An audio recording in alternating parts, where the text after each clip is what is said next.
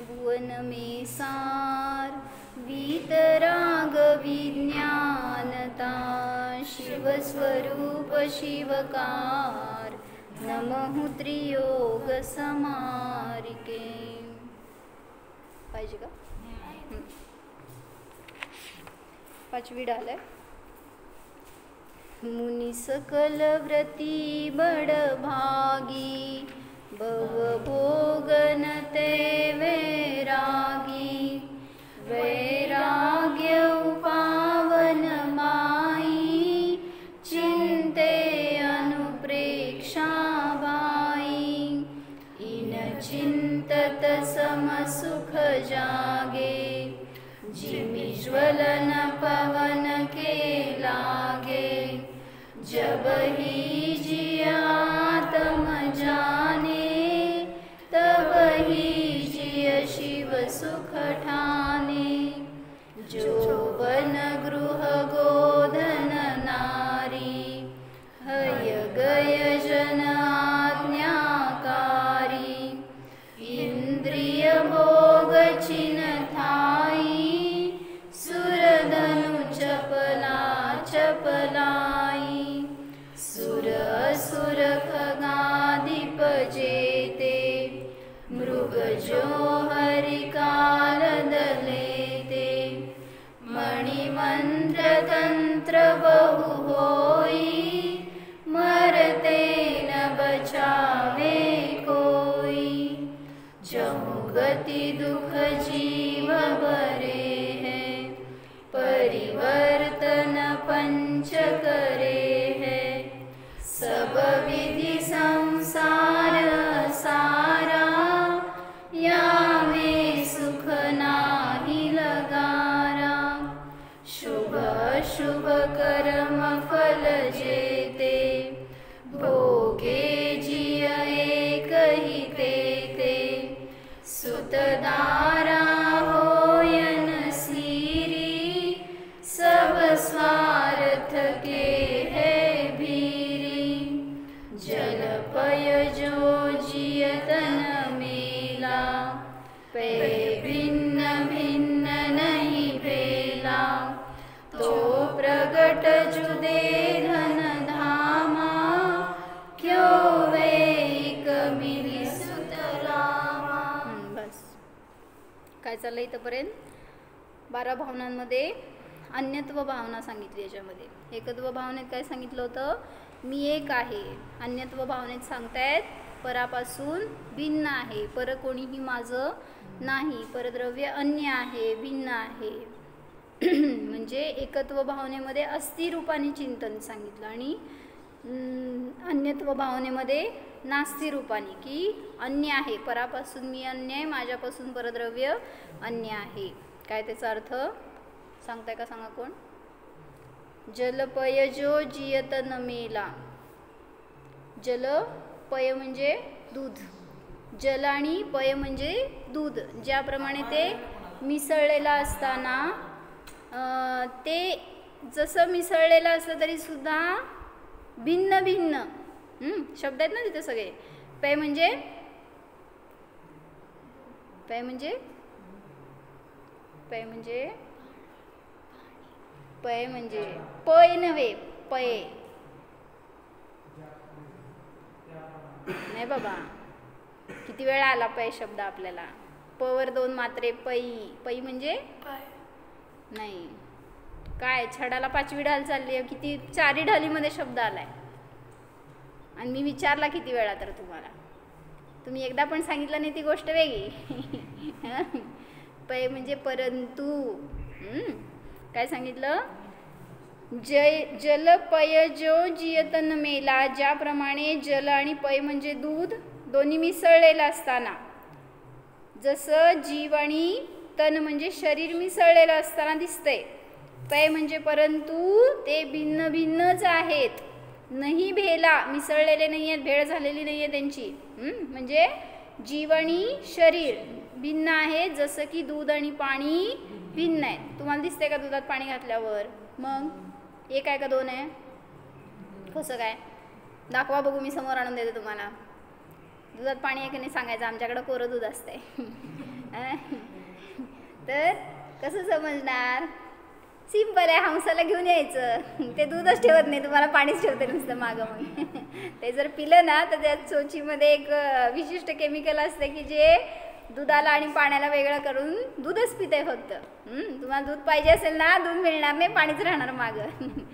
म्हणजे तिथं ते जरी एकत्र मिसळलेले दिसते तरी सुद्धा ते त्या अवस्थेत सुद्धा भिन्न भिन्न आहेत. तसं इथं जीव आणि शरीर वेगळं आहे का हो? कसं बघायचं? दिसतंय तर एकच. म्हटलं ना हात हलतोय तर कोण आहे सांगा? कसं दिसतंय बरं तुम्हाला? असं लगेच जीव म्हणून सांगताय. कोण हल्लो?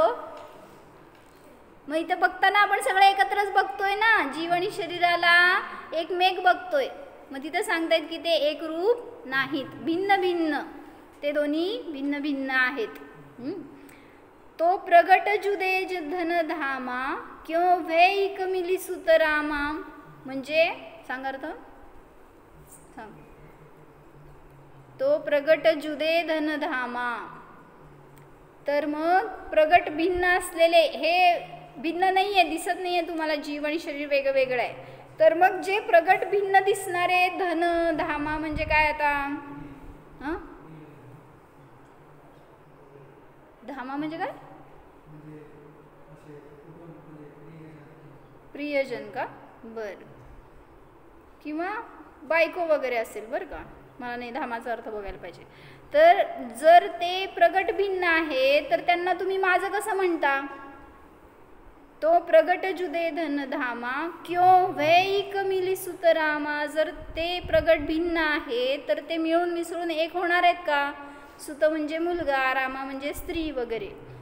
क्यों वैक मिली सुतरामा, ते सगळे अन्य भिन्न असताना ते माझ्या रूप होत नाहीतच.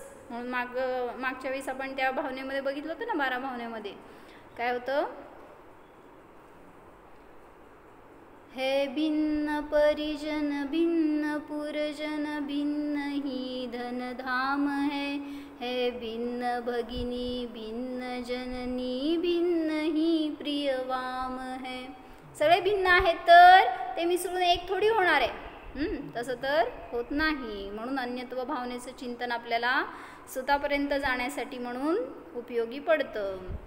जसं तुम्हाला अन्य वाटतं का हो, जे घरातले सगळेजण आहेत ते मायेपासून भिन्न आहेत? मग मला आता असं एक चिंतन झालं की तुम्ही विचार करता बरं का, पण कधी त्यांना एक रूप मानता, कधी अन्य रूप मानता? कधी सांगा? कधी आणि का? जे तुमचे सगळे इष्टजन आहेत ना, प्रियजन आहेत, घरातले सगळे परिवारजन आहेत, तर त्यांना तुम्ही एका अवस्थेमध्ये, एका कंडिशनमध्ये त्यांना सगळ्यांना एक रूप मानता, प्रिय मानता, माझ्याच मानता, आणि एका अवस्थेमध्ये नाहीच, कोणच माझं नाही. कधी असं? म्हणजे काय? म्हणजे काय? म्हणजे काय? असं नवरे सगळे लग्न झालेत ना, त्यांना विचारायचं म्हणजे लगेच सांगते ते. सांगा कधी? भांडण बिंडण करता का काय? स्वार्थाची पूर्ती झाली ना, सगळे करणारे स्वार्थ पूर्ती करणारे असतील तर सगळे छान, सगळे माझेच आहेत बरं काय, आमचीच आई वडील आहेत, आमचीच मुलं आहेत, आमचीच भाऊ भगिनी आहेत. आणि तेच स्वार्थाच्या विरुद्ध गेले ते तर कोण भाऊ, कोण बहीण, कोण नाही माझं, कोण आहे आदित्य? ती मला ओरडती बरं का, मी रोज त्याला बोलते पण तो येत नाही म्हणली शास्त्राला दुपारी. आता काढ घरी गेल्यावर माझीच भगिनी आहे म्हणायचं. म्हणजे धर्माला जोडणारी भगिनी आहे तुझी बाबा, म्हणून ती उलट कल्याण करणारी आहे. त्यामुळं ती इथं नाही आलास तिच्याकडनं शिकत जा, चांगली गोष्ट आहे. माझ्याकडनं नको, तिच्याकडनं शिक. म्हणजे जेव्हा आपला स्वार्थ त्याच्या विरुद्ध कोणी ॲक्शन घेत आहे, तर जसं एक्झाम्पल प्रॉपर्टीचं समजा, काय करायला तुम्ही? संयम काय म्हणायचं? वाटणी करायला लागलो, काय करणार सांग प्रज्वलला? प्रज्वल घेऊन टाक सगळं म्हणायचं का? हो म्हणतोय, बिचारा गरीब आहे त्याच्याकडे बघ. म्हणजे आपण जेव्हा आपल्या अनुसारे चाललं तर सगळं ठीक आहे, आणि लग्न होऊन गेलेली समजा बहीण भावाला म्हणते की माझा हिस्सा दे प्रॉपर्टीचं. सांगा बहिणीला काय विचार करतो बहिणीबद्दल भाऊ? कसली बहीण वैरी आहे म्हणतो मग तिला, किंवा भावानी पण जर असं काय धंद्यामध्ये असं झालं एकांचं की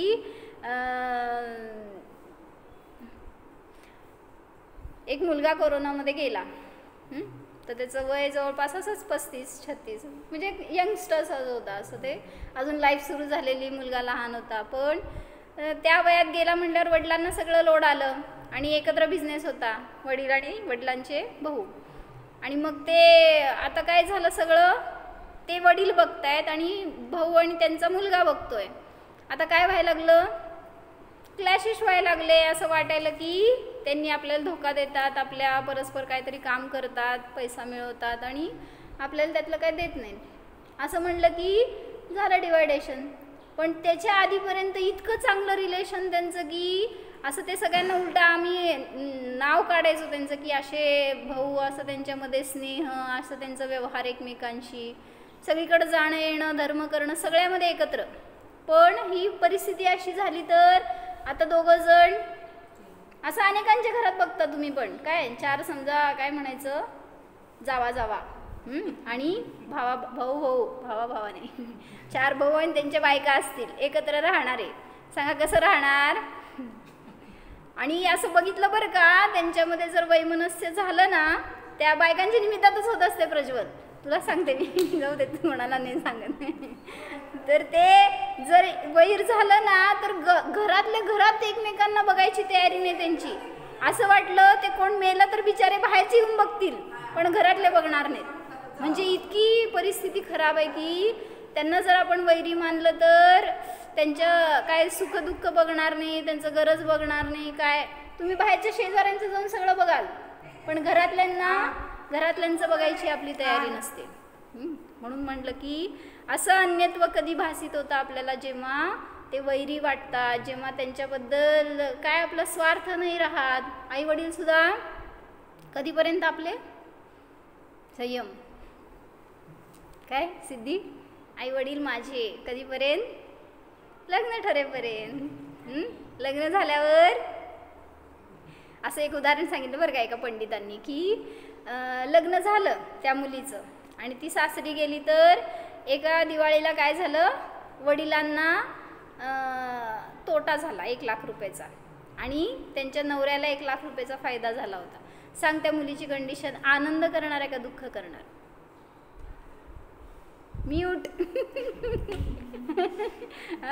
आणि ती माहेरी गेली होती आणि तिथं तिला कळलं न्यूज की वडिलांचा तोटा झालाय आणि नवऱ्याचा फायदा झालाय. सांगा काय करणार हो, काय करणार, बोल की आदिती. म्हणजे तिथं तिला अशी भाव बसना की मी कुठे इथं राहणार आहे, माझ्याकडं तर नवऱ्याला फायदाच झालाय. तिथं ती दाखवायला तसं की किती दुःख आहे, माझ्या वडिलांना तोटा झालाय, पण आतमध्ये भावना काय, आपलं थोडी, आपण इथंच थोडीच राहणार आहे, तिकडं राहणार आहे. म्हणजे असं एक फिलिंग असते बरं का. आणि तेच दुसऱ्या वर्षी उलटं झालं. आता काय सांग, वडिलांना फायदा झाला तर किती आनंद, तुला आनंद होता. नवरा येऊन बडवेल की, नवरा म्हणा मला इथं तोटा झाला आणि तुला आनंद व्हायला लागलाय. म्हणजे म्हणायचंय की तिथं अन्यत्व कसं लगेच भासित होतं, वडील भिन्न आहेत, नवरा आपलाय. म्हणजे असं जेव्हा स्वार्थाची पूर्ती होते त्यावेळी सगळे आपले आणि इतर वेळीस सगळे परके, असं तत्वज्ञान नाही. मग तत्वज्ञान काय सांगतं, अन्यत्व भावना म्हणजे समतापूर्वक जिथं तुम्हाला भेदविज्ञान होणार तिथं अन्यत्वाची प्रतिभास होणार. म्हणून तिथं म्हटलं ती अन्यत्वाचं चिंतन, तसं अनुभवन, तशी जी काय जाणीव होती ती अन्यत्व भावना झाली. मग ही अन्यत्व भावना आपल्याला मदत करणारी आहे, ती एक भावना म्हणू आपण. तेवढंच. पुस्तक दिले ना तुम्हाला, माझं कुठं गेलं,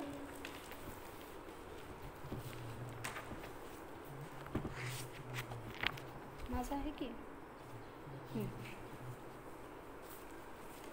नित्यपूजन आहे ना, त्याच्यामध्ये अन्यत्व भावना काढा. 19 आहे पान. मंगदरायजींची 12 भावना आहे ही. मोहरूष मृगतृष्णा जल में मिथ्या जल चमके, मृग चेतन नित भ्रम में उठ उठ दौड़े थक थक के, जल नहीं पावे प्राण गमावे भटक भटक मरता, वस्तु पराई माने अपनी भेद नहीं करता. सांगा अर्थ. सांगा दीदी. मोहरूष मृगतृष्णा जल में मिथ्या जल चमके. ते असतं ना, काय म्हणायचं त्याला, मृगजळ म्हणजे काय असतं, हरिण आणि पाणी. काय असतं मृगजळ म्हणजे, हां, म्हणजे जसं पाणी नसताना पण तिथं पाणी आहे असा प्रतिभास होतो. मग तसं म्हटलं मिथ्या जल चमके, त्याप्रमाणे जो मोही जीव आहे त्याच्या नजरेमध्ये सतत ते मिथ्यात्वरूपी जल, त्याच्यातून मला सुख येतं, परातून सुख येतं, ही भावना त्याची सतत भास होत राहतो त्याला. पुढं मृग चेतन नित भ्रम में उठ उठ दौडे थक थक के. किती दूरपर्यंत जातो तो हरिण, पण त्याला पाणी मिळत नाही, कारण तो एक काय असतं ते मृगजळ म्हणजे,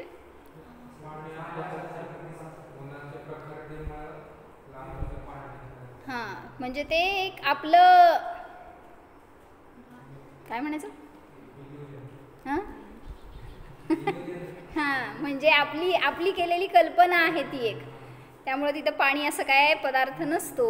मग त्या हरिणाला सुद्धा सांगितलं की पाणी आहे असं दिसतं आणि तो भ्रमाने अनेक वेळा उठून पळतो पण थकतो, हारतो, पण पाणी मिळत नाही. जल नाही पावे प्राण गमावे. किती दूरपर्यंत जाणार जंगलामध्ये पळत पाण्याच्या मागं, प्राण जातो त्याचा, भटक भटक मरता, वस्तू पराई माने अपनी भेद नाही करता. हे हरणाची का तुमची गोष्ट आहे. हरिण पाण्याच्या मागं पळत आहे, तुम्ही कशाच्या मागं, म्हणजे सगळ्यातून त्याला वाटलं ते तिथं पाणी आहे, तसं तुम्हाला काय वाटतंय, धन आहे, नाही सुख आहे त्याच्यामध्ये, कशामध्ये, मग त्याच्या मागं पळत राहतो, पण तरी सुद्धा सुखाची प्राप्ती होत. वस्तू पराई माने अपनी. पराई वस्तू स्वतःची मानतो, भेद करत नाही. पुढं तू चेतन हृदेह चेतन यह जड तू ज्ञानी, मिले अनादि यतन ते बिछुड़े जो पय रूपानी, रूप तुम्हारा सब सो न्यारा भेद ज्ञान करना. आवाजच येईना मला. थके न तोलो उद्यम सो चरना. सांगा दित्य अर्थ काय. तू चेतन हृदेह चेतन यह जड तू ज्ञानी.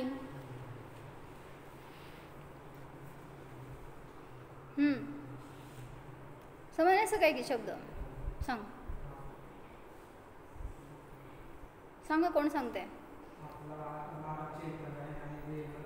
अचेतन आहे. यह जड तू ज्ञानी. हे जड आहे शरीर आणि तू ज्ञानी आहे.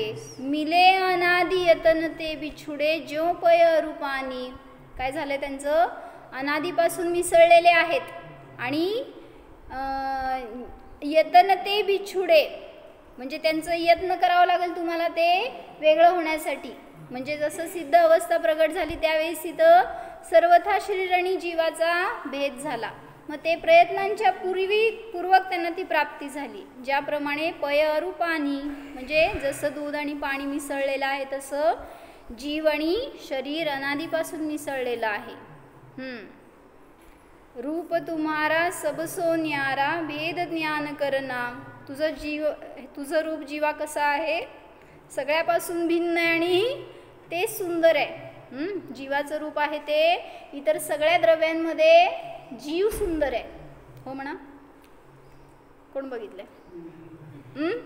म्हणजे बघितला तर समजणार आहे तुम्हाला, खरंच आहे सुंदरता त्याच्यामध्ये. बाकीचं कुठलंही सुंदर वाटणार नाही जगामध्ये वस्तू, कारण नाहीच ती तशी.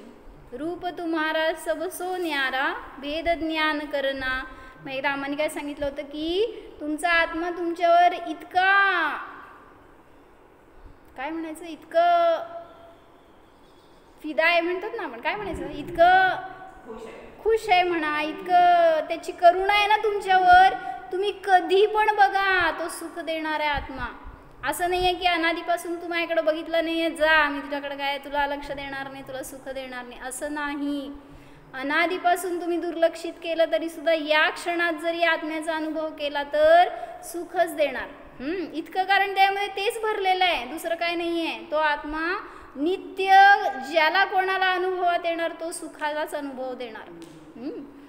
म्हणून रूप तुम्हारा सब सो न्यारा, भेद ज्ञान करना, ज्या शरीरात राहतात त्याच्यापासून स्वतःला भिन्न जाणा. जो लो पौरुष थके न तोलो, उद्यम सोचरना. जोपर्यंत तुम्ही पुरुषार्थ करताय तर न थकता हाच उद्यम करा की मी स्वभावाला जाणणार, सर्वापासून भिन्न, त्याची भेद भावना किंवा काय म्हणायचं भावभासन करण्याचा मी निरंतर प्रयत्न करणार.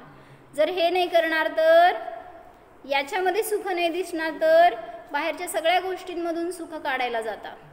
कशामध्ये सुख आहे भैया? मोबाईल खेळतो का? खेळतो ना, किती सुख आहे सांग बघू त्याच्यात, मजा येते ना. होय, कोण आहे तू बिचारा?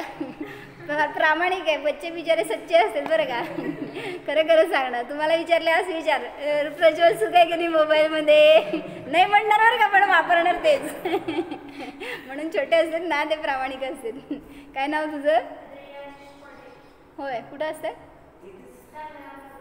संग्रामनगर आमच्या जवळ आहे की भैया, का आम्ही संग्रामनगरमध्येच आहे. मग येत जा इथं ऐकायला. तर काय सांगितलं, सुख हे वाटतं त्याच्यामध्ये सुख आहे म्हणून, पण किती वेळ, थोडा वेळ घेतल्यावर खेळल्यावर कंटाळा येतो का नाही? का चालतंय दिवस रात्र तसंच? मम्मी मारल्यावर कंटाळा येतो का नाही? म्हणजे नको वाटतं का नाही ते? मग ते दुःख देणारं आहे, नंतर सुख संपणार आहे त्यातलं. मग जेव्हा आत्म्याचा अनुभव करतो ना, मी आत्मा आहे म्हणून जाणतो, तर तो आनंद कधीच संपणारा नाही आहे, तो कोणी तुम्हाला नष्ट करणारा नाही आहे, काढून घेणारा नाही आहे. असं मस्त त्याच्यामध्ये खेळायचं. असं आहेत ना, अम्मा महाराज असतात ना, ते त्याच्यामध्ये खेळतात, त्यांना मोबाईलची गरज नसती. तुम्हाला बाहेरच्या सगळ्या गोष्टींची गरज पडती, पण त्यांचं असं नॅचरल वस्तू असते जी असते ती. म्हणून अम्मा महाराज जे पण करतात ना, खातात, भोगतात, राहतात, सगळं नॅचरल असतं त्यांचं. तुमचं सगळं आर्टिफिशियल असतं. फॉर एक्झाम्पल, विहिरीचं पाणी का पितात? विचारलं का कधी? विहिरीचं पाणी नुसतं आणून देता, कशासाठी विहिरीचं पितात? बरं, अजून का हो विहिरीचं पाणी? हां, जर नळाचं पाणी नळाला नाही आलं तर तुमचं हां तेच की, तुम्ही नळाचं पाणी पिता, नळाला पाणी नाही आल्यावर तुमची काय होतंय? मग तसं विहिरीला पाणी आलं नाही असं कधी होणार नाही, तिथं जिवंत झरे असतात. त्यामुळे जे नॅचरली मिळतंय ना ते वापरतात. कोळसा का वापरतात? गॅस नाही मिळालं तर पराधीनता नको अशी, मग कोळसा कसं नॅचरली उपलब्ध होणारा असतो. त्यामुळं सगळ्या गोष्टी अशा असतात की जे दुसऱ्याला त्रास न व्हावा त्याच्या निमित्तात, किंवा स्वतःची चर्या अशी निर्विकल्प व्हावी म्हणून जंगलामध्ये पूर्वी राहायचे. कोणाचं घर नको, कोणाचा आश्रय नको, बस मस्त मजा असते म्हणजे जंगलात, माहीत आहे का? जंगलात राहायचं का भैया? म्हण जंगलातच आहे आम्ही. इथं जंगलच आहे सगळं आमच्याकडं, इथं येऊन राहा. मुनींसारखी साधना होत असते आपली. मग घरामध्ये असं तुला स्थिर नाही राहू देत असणार कोण, हो की नाही? उठ, अभ्यास कर, बस, जेव, खा, झोप, सगळे मागं लागतात का नाही? मग तिथं जंगलामध्ये कोण नसतं, बस आपला आनंद भोगायचा. एकदम आपण स्वाधीन जगू शकतो. तर त्यासाठी एक काय छोटीशी स्टोरी सांगितली की एक मनुष्य असतो आणि त्याला संन्यास घ्यायचा असतो, दीक्षा घ्यायची असते. निकिता इथं ये माझ्याजवळ, ये पुढं. तर त्याला दीक्षा घ्यायची असती आणि साधना करायची असती थोडक्यात. मग तो एका साधूंकडे जाऊन विचारतो की मला कसं आनंदाची प्राप्ती होणार, कसं मी सुखी होणार, मला असं दिव्य ज्ञान कसं होणार.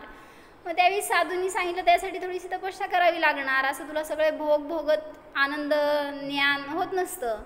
तर थोडंसं त्यासाठी संयम कर, थोडंसं काय संयम, ध्यान कर, असं वगैरे त्यांनी त्याला त्या भाषेमध्ये सांगितलं. मग त्याला कळलं की त्या साधूंनी जाऊन त्या टेकडीवर ध्यान केलं होतं, त्यांना दिव्य ज्ञान प्राप्त झालं. ते गेला त्या टेकडीवर आणि तिथं जाऊन बसला ध्यानाला. किती? 1-2 दिवस नाही, अनेक दिवस, अनेक महिने बसला बरं का, अनेक वर्ष बसला म्हणले. किती? 6 वर्ष गेले. पण त्याला काही दिव्य ज्ञान झालं नाही. दिव्य ज्ञान तर जाऊ देत म्हणले, साधं स्वप्न पण पडलं नाही की बाबा आपल्याला लय मस्त आनंद होतोय, काहीतरी प्राप्त झालंय. ते थकला तो आणि म्हणला कसलं काय ज्ञान असते, काय नसते याच्यामध्ये, आणि उतरला खाली. ते उगीच काहीतरी ढोंग करतात साधू लोक वगैरे असं त्याला वाटलं आणि तो खाली उतरला. तर उतरत असताना त्याला रस्त्यात एक मनुष्य दिसला की जो काय करत होता, त्याच्याकडे एक लोखंडाचं बार होतं एवढं, आणि तो त्याला रेशीमच्या कापडाने घासत होता. मग ह्यानी त्याला विचारलं तू काय करतोय?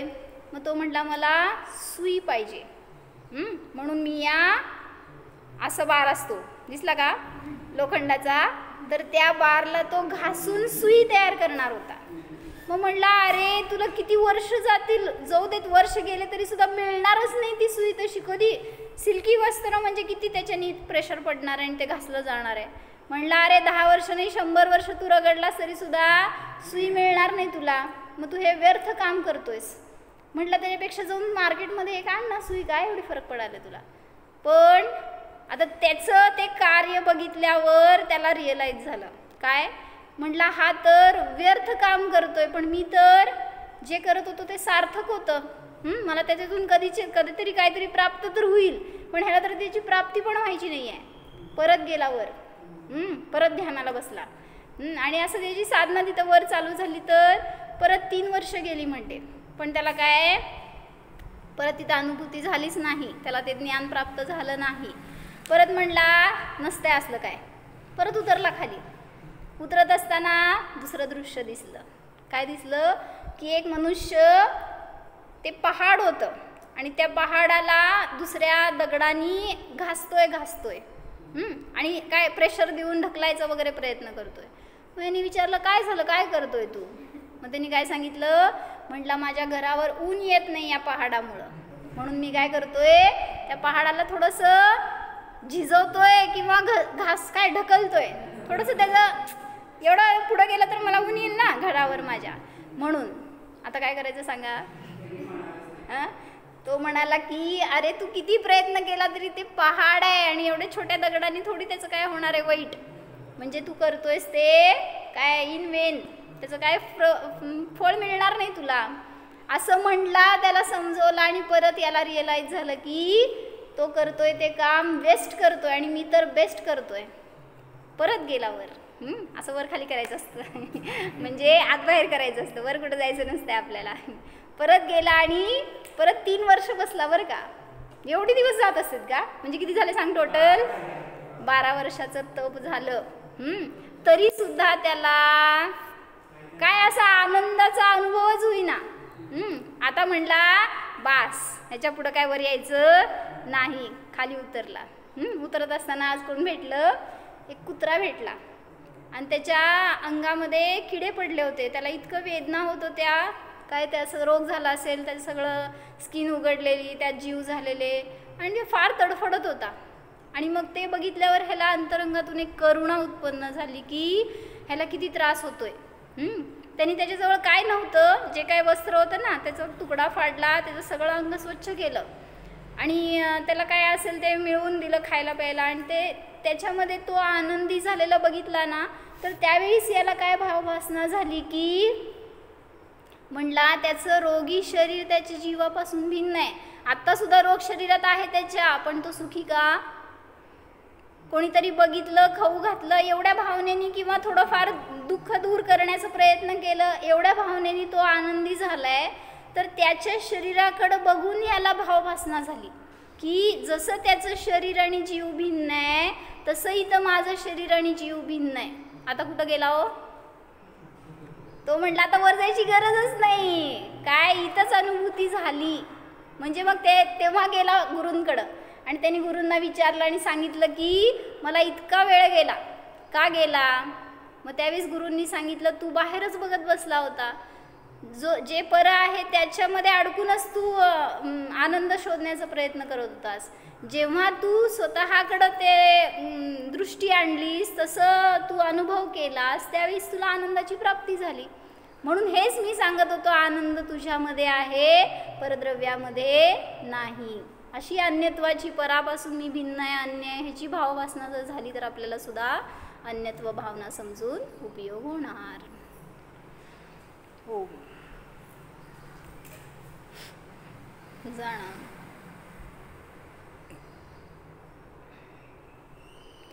सर्व परद्रव्यापासून भिन्न शुद्ध सिद्ध स्वभाव जाणा. पहा, या आत्म्यामध्येच सुख आहे, या आत्म्यामध्येच ज्ञान आहे. माझे सुख परामध्ये नाहीच,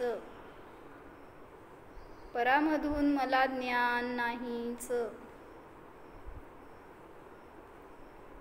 स्वतःला स्वाधीन जाणा.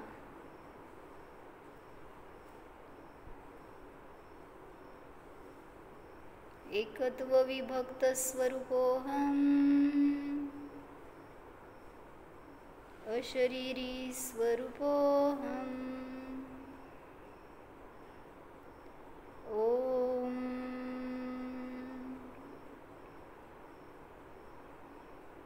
विसर्जन. नमो